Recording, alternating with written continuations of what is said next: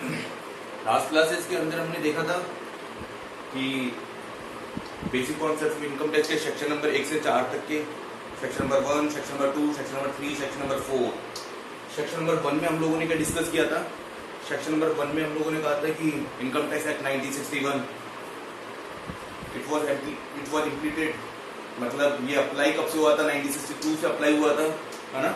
और कहाँ तक फैला हुआ है? पूरे इंडिया में, जम्मू और कश्मीर को भी इंक्लूड कर रखा है इसने। सेक्शन नंबर 2 में हम लोगों ने क्या पढ़ा था? सेक्शन नंबर 2 बताता है डेफिनेशंस।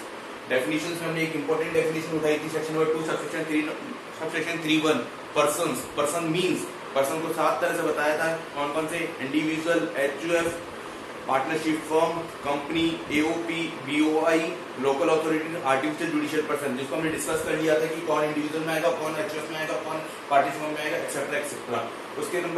उसके बाद हम लोगों ने सेक्शन नंबर 3 की बात की थी, जो डिफाइन करता है प्रीवियस ईयर और असेसमेंट ईयर। प्रीवियस ईयर क्या है हमारा? असेसमेंट ईयर क्या है? आप लोगों को पता है हमारा असेसमेंट ईयर 2020 और 2021 है, और हमारा प्रीवियस ईयर कौन सा है?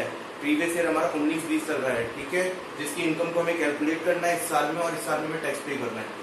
उसके बाद हम लोगों ने बात की थी सेक्शन नंबर 4 की। सेक्शन नंबर 4 बताता है चार्जिंग सेक्शन ऑफ टैक्स, जो ये बताता है कि हम लोगों को टैक्स को कैसे चार्ज करना है, कैसे कैलकुलेट करना है। जो 2 तरह की चीजें बताता है, total income, taxable total income, और टैक्स लाइबिलिटी। हमारी टैक्स लाइबिलिटी कैसे आएगी? इसमें मैंने बताया था टैक्सेबल टोटल इनकम निकालने के लिए हमें हमारे सारे 5 हेड की इनकम को इंक्लूड करनी होगी, उसके अंदर क्लबिंग इनकम जोड़नी होगी। उस क्लबिंग इनकम में से हम लोगों को क्या करना पड़ेगा? कोई लॉस हमारे किसी दूसरी इनकम के हेड का, तो उसको set of and carry forward करना पड़ेगा। फिर उसके बाद में वो हमारी ग्रोथ और इनकम आएगी, उसमें से हमें डिडक्शन देनी है 80 से 80U तक की, जो हमें डिडक्शन प्रोवाइड करी है 80 से 80U तक के अंदर। वो डिडक्शन देने के बाद हमारी वो इनकम आएगी टोटल इनकम। टोटल इनकम पे हम लोगों को क्या लगाना है? टैक्स लगाना है। टैक्स हमें कैलकुलेट करना है हमारी स्लैब के हिसाब से, जो 2.5 लाख तक की जो स्लैब बता रही है, उस स्लैब के साथ हम टैक्स कैलकुलेट करेंगे।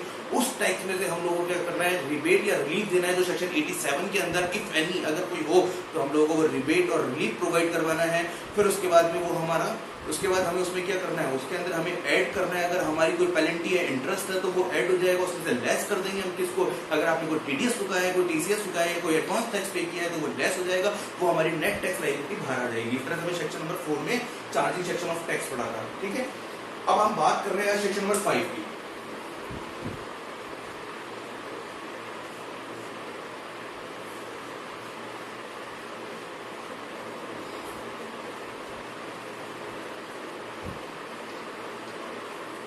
सेक्शन नंबर 5 क्या बताता है? स्कोप ऑफ टोटल इनकम, यानी हमारी जो टोटल इनकम है वो कहां तक फैली हुई है, यानी हमारा जो इनकम टैक्स एक्ट 1961 है वो कहां तक फैला हुआ है। एक बात ध्यान रखना स्टूडेंट्स, अगर मैं इनकम टैक्स की बात करूं तो ये ध्यान रखना मैं इनकम टैक्स के बारे में बोल रहा हूं, लेकिन इनकम टैक्स एक्ट 1961 की बात कर रहा हूं, पूरा नहीं बोलूंगा मैं। इनकम टैक्स एक्ट 1961, अगर मैं बोलूं इनकम टैक्स एक्ट तो समझ जाना इनकम टैक्स एक्ट मतलब इनकम टैक्स एक्ट 1961, या इनकम टैक्स मतलब इनकम टैक्स एक्ट 1961। तो हम लोग बात कर रहे हैं कि इनकम टैक्स कहां तक फैला हुआ है। सबसे पहली बात यह है कि स्कोप ऑफ टोटल इनकम का मतलब ये कहां तक फैला हुआ है, ये समझना है। ये सेक्शन हमें कुछ ये बताता है कि इसको कैसे लगाना है, किस तरह से होगा ये। देखो, इसको पहले हम एक जनरल लैंग्वेज में सीखते हैं। एक बात आप लोगों से पूछता हूं, एक पर्सन है जो है इंडियन सिटीजनशिप, और एक पर्सन है जो है American citizenship.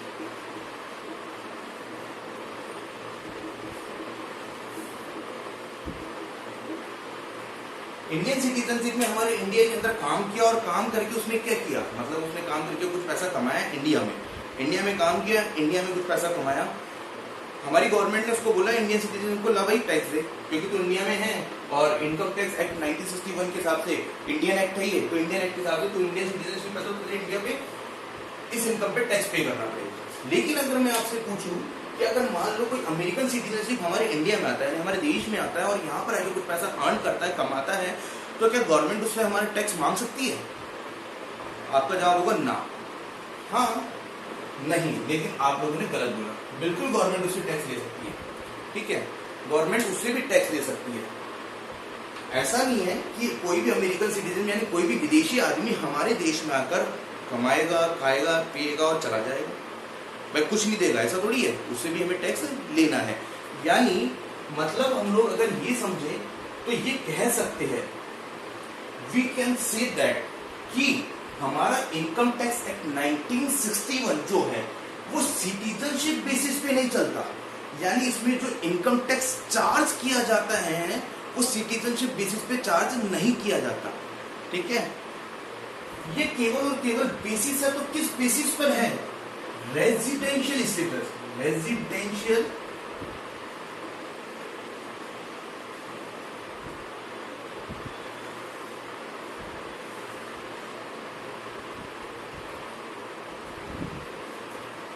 it is not charged on the basis of citizenship. It is charged only based on residential status. इसको हिंदी में बोलते हैं निवासी स्थिति। निवासी स्थिति। मेरी बात वापस समझना बच्चों, फिर से कह रहा हूं, इनकम टैक्स एक्ट 1961 के रूल्स के अंदर जो इनकम टैक्स चार्ज किया जाता है वो कभी भी सिटीजनशिप बेसिस पे चार्ज नहीं किया जाता, चाहे कोई अमेरिकन हो यानी विदेशी हो, चाहे हमारे यहाँ का निवासी हो इंडिया का। ठीक है, दोनों ही केस में इनकम टैक्स जो है वो रेजिडेंशियल स्टेटस बेसिस पे चार्ज किया जाएगा, ना कि हम उसका सिटीजनशिप देखेंगे कि वो कौन से सिटीजनशिप का है। ऐसा नहीं कि वो अमेरिकन है और हमारे इंडिया के अंदर आया और उसने पैसा कमाया तो वो टैक्स नहीं देगा, उसको भी टैक्स देना पड़ेगा। ठीक है, क्योंकि income tax act residential status पे चलता है, ना कि इंडियन सिटीजनशिप पे। ठीक है, इंडियन सिटीजनशिप पे पर बेस नहीं है। अब एक बात समझना, छोटी सी बात समझना, बहुत ही अच्छा क्लू बोल रहा हूँ इस पूरे चीज को कंप्लीटली समझने के लिए, यानी इसका कंक्लूजन जो है ना वो क्या है? अगर कोई भी person, person means section 2 subsection 3(1), अगर कोई भी पर्सन अगर हमारे इंडियन रिसोर्सेज को यूज करके कोई पैसा अर्न करता है या कोई भी इनकम अर्न करता है तो वो लाइबल होगा इंडियन एक्ट के हिसाब से। इंडियन एक्ट कौन सा? इनकम टैक्स एक्ट 1961 के हिसाब से टैक्स देने के लिए। वापस बोल रहा हूं, अगर कोई भी पर्सन मीन सेक्शन 2 सबसेक्शन 3(1), अगर हमारे इंडियन रिसोर्सेज को यूज कर कोई भी इनकम अर्न करता है तो वो लाइबल है क्या करने के लिए? According the income tax act 1961 वो लाइबल है, according the income tax act 1961 tax पे करने के लिए। बात समझ में आई क्या? ठीक है, अब बोले सर ये इंडियन रिसोर्सेज क्या होते हैं? इंडियन रिसोर्सेज का मतलब साफ है, जल, थल, वायु। तीनों ही केस में अगर किसी ने हमारे देश के पानी को भी यूज किया, यानी समुद्री इलाके को भी यूज किया, तो वो हमारा इंडियन रिसोर्सेज माना जाएगा। थल, अगर उसने हमारी इंडियन यानी हमारे देश की जमीन का इतना सा हिस्सा भी काम में लिया और उससे पैसा कमाया, तो वो क्या माना जाएगा? इंडियन एक्ट के अकॉर्डिंग इंडियन रिसोर्सेज माना जाएगा। ठीक है, या फिर उसने हमारे देश की जमीन के ऊपर हवा में भी कुछ काम में लिया, यानी हमारी हवा को भी उपयोग में लिया पैसा कमाने के लिए, यानी हमारे देश की जमीन के ऊपर आसमान को भी अगर उसने उपयोग में लिया, यूज किया इनकम को अर्न करने के लिए, तो ये भी इंडियन रिसोर्सेज माना जाएगा। तो कोई भी पर्सन इंडियन रिसोर्सेज का यूज करता है और वो अगर इनकम अर्न करता है तो ऐसे केस के अंदर वह लाइबल होगा टैक्स पे करने के लिए। ठीक है, हमारा इंडियन सिटीजनशिप बेसिस पे नहीं है, यानी हमारा जो एक्ट है वो सिटीजनशिप बेसिस पे नहीं, रेजिडेंशियल बेसिस पे है। अब ये रेजिडेंशियल स्टेटस क्या है? रेजिडेंशियल स्टेटस सेक्शन 5 यही बताता है scope of total income.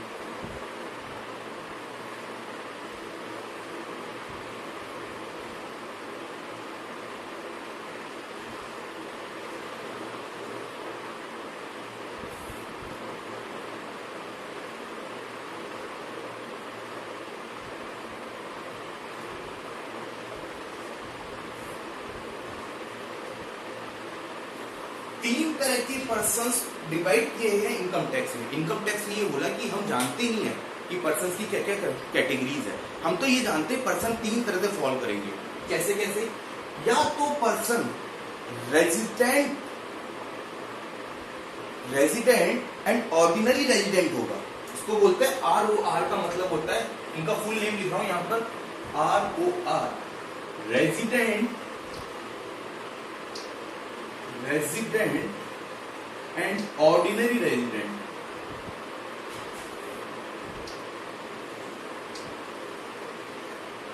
Resident.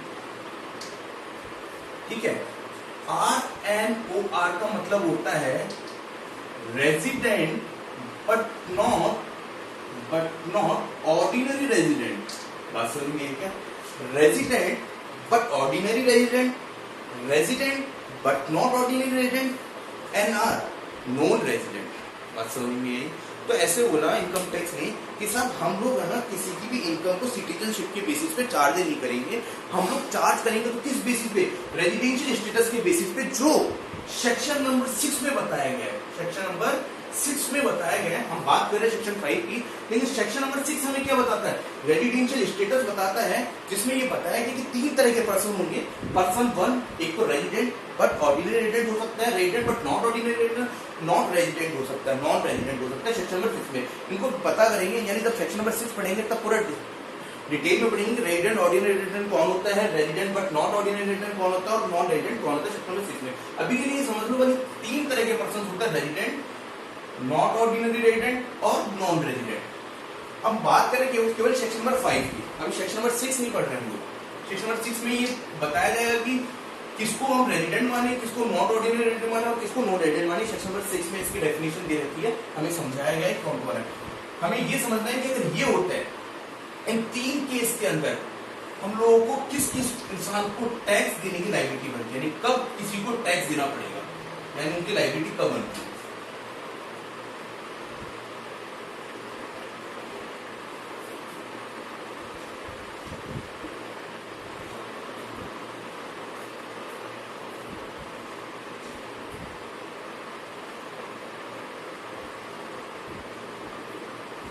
देखना मत, केस नंबर फर्स्ट में बोला इनकम अक्रूड और अराइजेस, इनकम अक्रूड और अराइज और डीम्ड टू बी अक्रूड और अराइज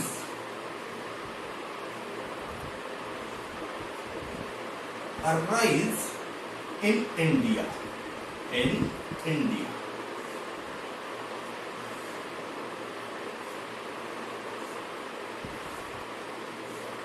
ठीक है।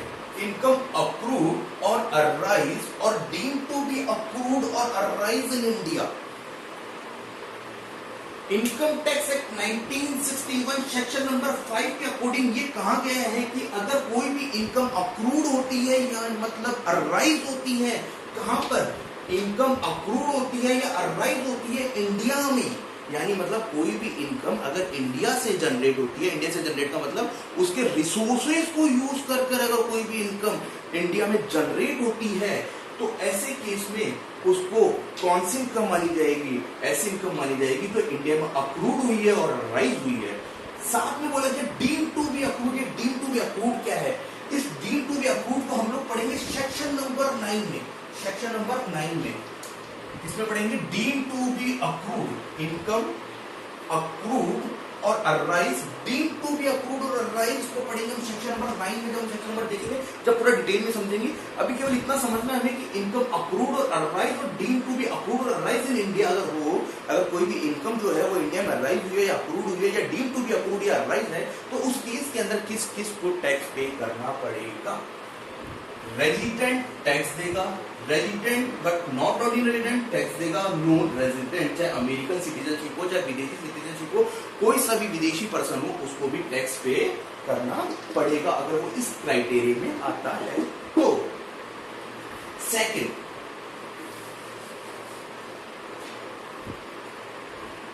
पॉइंट नंबर सेकंड में हम बात करते हैं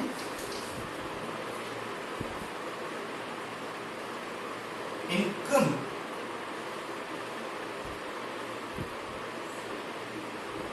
रिसीव और डीम्ड टू बी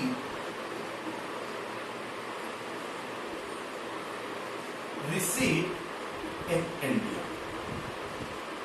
मतलब क्या है?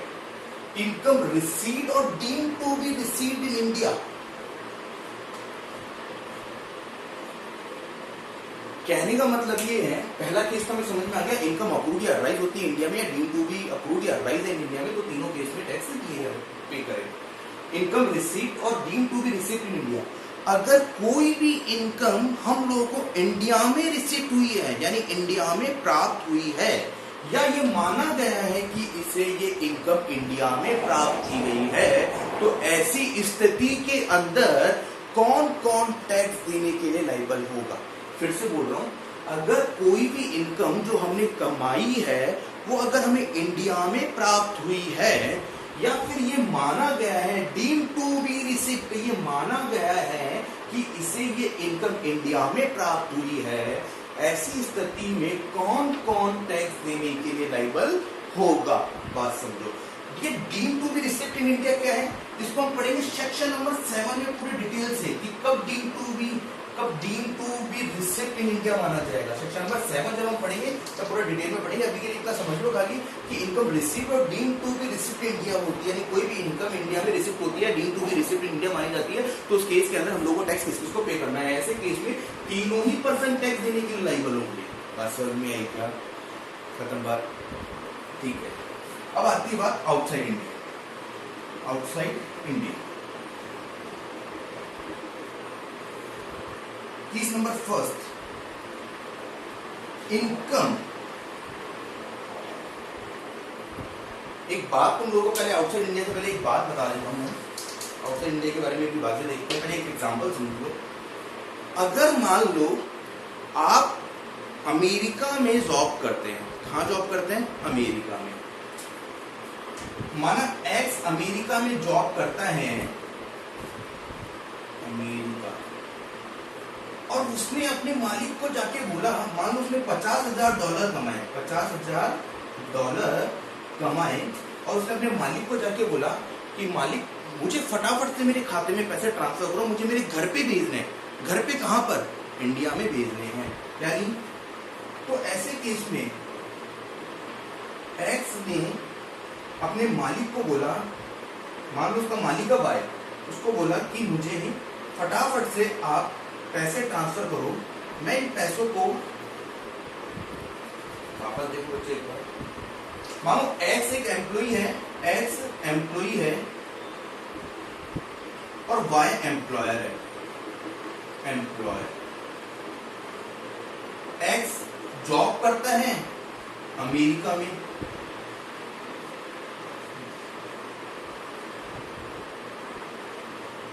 अमेरिका में जॉब करता है ना? तो एक्स ने वाई को बोला कि साहब मैंने, जैसे मान लो उसने $1,00,000 कमाए वहां से, तो उसने बोला वाई को कि मैंने $1,00,000 यहां से कमाए, तो आप मुझे क्या करो, जल्द से जल्द मेरे खाते में पैसे भेजो। मुझे ये पैसे कहाँ भेजने हैं? अपने घर वालों को, जो कहाँ रहते हैं? इंडिया में रहते हैं, जो इंडिया में रहते हैं। तो वाई ने एक्स के खाते में $1,00,000 भेजे। कितने रुपए भेजे? $1,00,000। जो एक्स ने क्या किया, अपने घर के खाते में $1,00,000 भेज दिए, भेज दिया अपने घर वालों को। ठीक है, अब मुझे एक बात बताओ, ये जो इनकम है वो रिसीव कहां हुई है? ये इनकम रिसीव कहां हुई है? इंडिया में। आपका जवाब होगा इंडिया में। अच्छी तरह समझना बच्चों बात को। वाई ने एक्स को इनकम भेजी उसके खाते में, उसके खाते में वाई ने एक्स को इनकम भेजी उसके खाते में, ठीक है, और वो इनकम एक्स ने इंडिया भेजी, ठीक है। तो ये इनकम जो इंडिया में भेजी गई है, ये it is not part two receipt of income in India, यानी ये हमारी इंडिया में रिसिप्ट हुई भी इनकम नहीं मानी जाएगी। It is part only remittance of income in India. यानी एक बात अच्छी तरह समझना, इनकम टैक्स के पॉइंट ऑफ व्यू से रिसिप्ट और रेमिटेंस दोनों का अलग अलग मीनिंग है। रेमिटेंस का मतलब है कि आपको कोई इनकम प्राप्त हुई है, आपको कोई इनकम मिली है, उस इनकम को आपने भेजी है। और रिसिप्ट का मतलब है कि आपको पहली बार इनकम कहां प्राप्त हुई है, आपको पहली बार इनकम कहां मिली है। देखो, वाई ने एक्स को $1,00,000 की इनकम के दिए, वो कहां दिए? अमेरिका में दिए। इसको पहली बार इनकम कहां प्राप्त हुई? अमेरिका में ही प्राप्त हुई। एक्स ने उसको इंडिया में भेजे हैं, ना कि ये क्या है, रिसिप्ट है, ठीक है ना। इनकम रिसिप्ट नहीं है, इनकम रिसिप्ट तो यही हो गई थी, ये तो भेजा गया है, तो इसको रिसिप्ट इन इंडिया नहीं मानेंगे, क्योंकि एक इनकम दो बार थोड़ी प्राप्त हो सकती है। अमेरिका में प्राप्त करेगा, इंडिया में प्राप्त करेगा, ऐसा थोड़ी है। इनकम तो यही रिसिप्ट हो गई थी, इसको तो ट्रांसफर किया गया, भेजा गया है। तो इनकम टैक्स के पॉइंट ऑफ व्यू से अगर भेजा जाता है तो रिसिप्ट नहीं मानी जाती, तो रिसिप्ट नहीं मानी जाती, उसको रेमिटेंस बोलते हैं, भेजना, ठीक है। या फिर एक ऐसे बोल सकते हैं हम, वाई ने यानी एक्स ने वाई को बोला कि साहब मैंने $1,00,000 कमाए हैं, आप एक काम कीजिए, ये $1,00,000 सीधे ही मेरे इंडियन अकाउंट में ट्रांसफर कर दीजिए, इंडियन अकाउंट में ट्रांसफर कर दीजिए, यानी मुझे मत दीजिए, ये मेरे इंडियन अकाउंट में ट्रांसफर कर दीजिए। अब इस स्थिति में क्या हुआ, वाई ने एक्स को पैसा दिया, एक्स ने इनकम को रिसीव किया। कहां रिसीव किया? अमेरिका में नहीं, उसने इसको रिसीव किया, पहली बार रिसीव कहां किया? इंडियन अकाउंट में, यानी इंडिया में रिसीव किया पहली बार। तो इसको क्या माना जाएगा? Income received in India. समझ में आएगा। लेकिन अगर वो इसको अमेरिका में रिसीव करता और फिर बाद में इंडिया में भेजता, अपने इंडियन अकाउंट में ट्रांसफर करता, या फिर अपने घर वालों के अकाउंट में इंडिया में अगर भेजता, तो उसको रेमिटेंस ऑफ इनकम बोला जाएगा, रेमिटेंस ऑफ इनकम बोला जाएगा, not to receive receipt of income in India. असल में यानी इसको receipt of income in India नहीं बोलेंगे, हम क्या बोलेंगे उसको? रेमिटेंस ऑफ इनकम, यानी रेमिटेंस ऑफ इंडिया बोलेंगे। रेमिटेंस इन इंडिया, इंडिया में हम लोगों ने क्या किया? इनकम को भेजा। यहाँ पे बात समझ में आएगी, कोई दिक्कत? तो ये मीनिंग समझ आ गया, कंफ्यूजन नहीं रहेगा ना, इनकम रिसिप्ट और मतलब वो रेमिटेंस में क्या डिफरेंस है, हम लोग समझ जाएंगे कि अगर हमें कहीं भी कोई इनकम पहली बार जहाँ प्राप्त हुई है, वो हमारा रिसिप्ट एरिया माना जाएगा कि हमें पहली बार कहाँ मिली है। उसके बाद हम उस इनकम को कहाँ भी ट्रांसफर करते हैं, वो रिसिप्ट नहीं मानी जाएगी। पहली बार अगर वो इंडिया में मिलती है तो उसको रिसिप्ट इन इंडिया बोलेंगे, पहली बार अगर वो विदेश में मिलती है तो वो रिसिप्ट इन आउटसाइड इंडिया होगी, ठीक है। अब बात आती है आउटसाइड इंडिया की।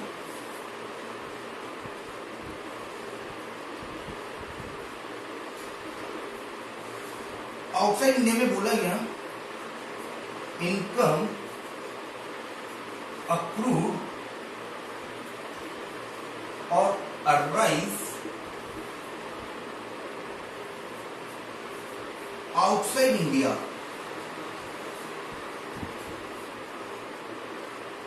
बट इफ, समझना, but if business and profession are controlled or set up in India। पहला केस। दूसरा, any other case। क्या बोला मैंने? आउटसाइड इंडिया, इनकम अक्रूड और अराइज आउटसाइड इंडिया। कोई भी इनकम जो है वो अक्रूड हुई है या अराइज हुई है आउटसाइड इंडिया में, यानी वहां पर जनरेट हुई है, आउटसाइड इंडिया बाहर जनरेट हुई है आउटसाइड इंडिया में, तो ऐसे केस के अंदर किस किस को टैक्स पे करना पड़ेगा? कोई भी इनकम जो अराइज हुई है या अक्रूड हुई है आउटसाइड इंडिया में, तो ऐसी स्थिति में किस किस को टैक्स पे करना पड़ेगा? अगर कोई इनकम अक्रूड या अराइज होती है आउटसाइड इंडिया में, जैसे कौन कौन सी इनकम होती है, मैंने बताया था हमारी 4 तरह की इनकम होती है।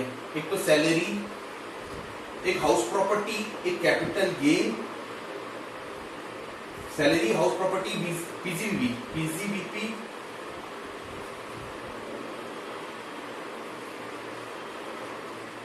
कैपिटल गेन और अदर सोर्स। ठीक है, ये 5 तरह की हमारी इनकम होती है। अगर कोई भी इनकम एक्सेप्ट किसको छोड़कर, पीसीबीबी की इनकम को छोड़कर, चाहे सैलरी की हो, चाहे हाउस प्रॉपर्टी की हो, चाहे कैपिटल गेन की हो, चाहे अदर सोर्स की हो, अगर वो इनकम हमें आउटसाइड इंडिया अक्रूड या अराइव होती है, जनरेट होती है, तो ऐसे केस के अंदर कौन कौन टैक्स देने के लिए लायबल होगा?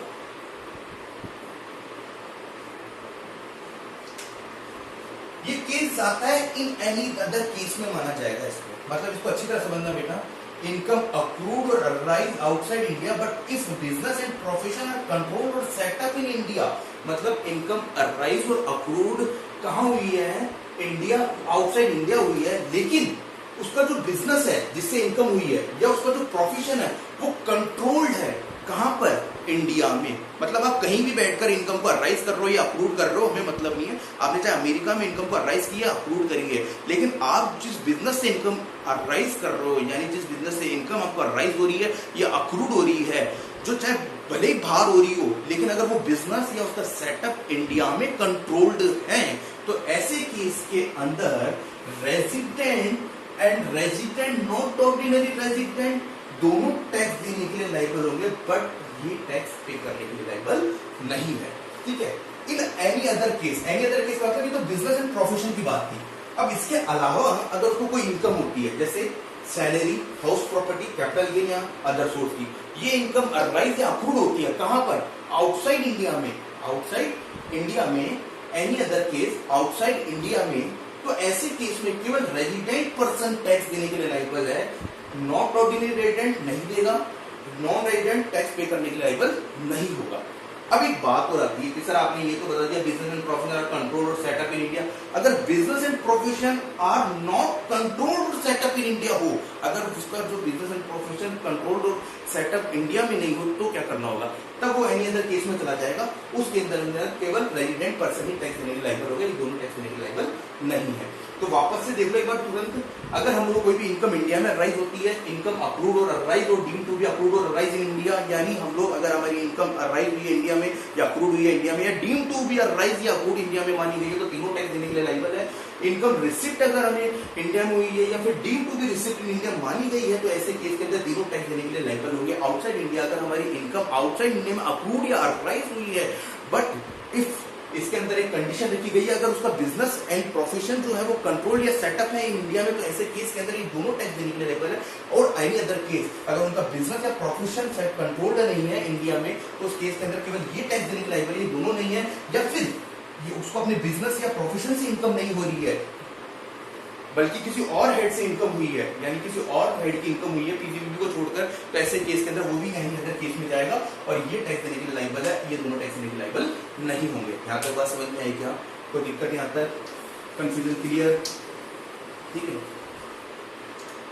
ये था हमारा रेजिडेंशियल स्टेटस, यानी इससे हम ये पता लगाएंगे कि कौन इंसान कब टैक्स देने के लिए लायबल होगा, हम किससे टैक्स मांगे, ये हमें इससे पता लगेगा। स्कोप ऑफ टोटल इनकम, यानी section 5 scope of total income हम लोग को ये जजमेंट दिलवाएगा कि हमें कब किस इंसान को ये कहना है कि यू आर